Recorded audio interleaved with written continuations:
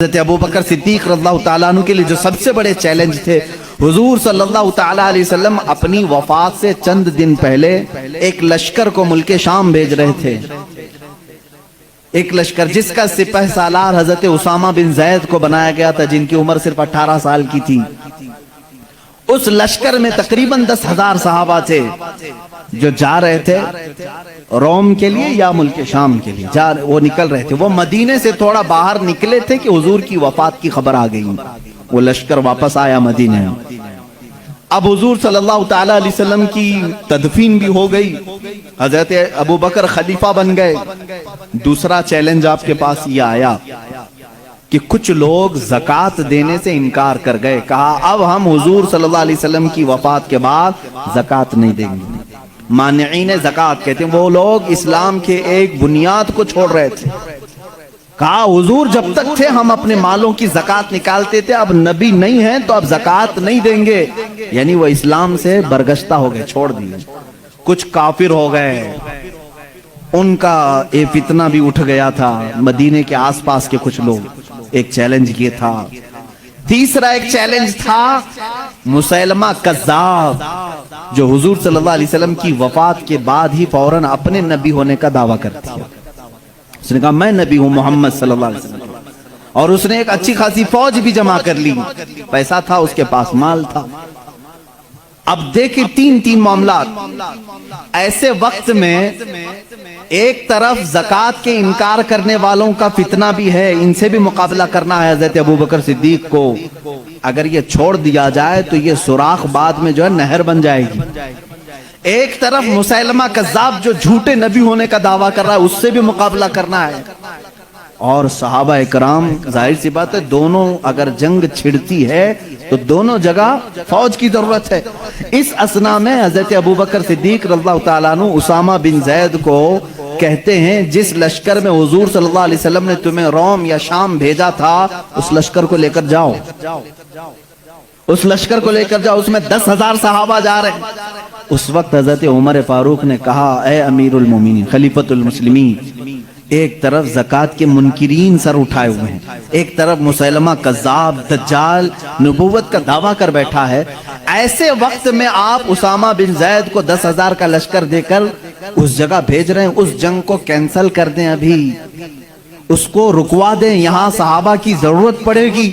حضرت ابو بکر کی بات دیکھیں، کہتے ہیں اے عمر تمہاری بات صحیح ہے، لیکن میں اس لشکر کو نہیں لوٹا سکتا جس کو رسول اللہ نے روانہ کیا تھا۔ حضور اکرم صلی اللہ علیہ وسلم اپنی زندگی کے آخری لمحات میں جو لشکر بھیجے تھے وہ اسامہ بن زید کا لشکر تھا۔ یا اور بات ہے کہ حضور کی وفات کی خبر سن کر کے وہ مدینے آئے ہیں، لیکن اس لشکر کو روکا نہیں جائے گا، اگرچہ زکوٰۃ کے منکرین اور مسیلمہ کذاب سے لڑنے میں ہمارے جسموں کے چتڑے بھی اڑ جائیں، میں اس لشکر کو نہیں روکوں گا۔ اسامہ بن زید رضی اللہ تعالیٰ عنہ کو بٹھایا اور بھیج دیا۔ وہ صحابہ جو اس لشکر میں تھے سب کو بھیجا کہ یہ میرے نبی کی آخری خواہش تھی، آخری زمانے میں میرے آقا نے روانہ کیا تھا۔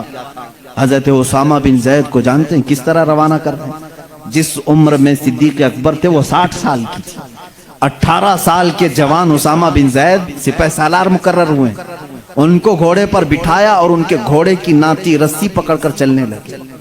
خلیفۃ المسلمین ہے، سپہ سالار کو گھوڑے پر بٹھا کر رسی پکڑ کر چلنے لگے، وہ اتر کر کے آگے نیچے اچھل کر کے نیچے آئے، کہا غضب ہو گیا، آپ نیچے چل رہے ہیں اور میں گھوڑے کی پیٹھ پر بیٹھوں۔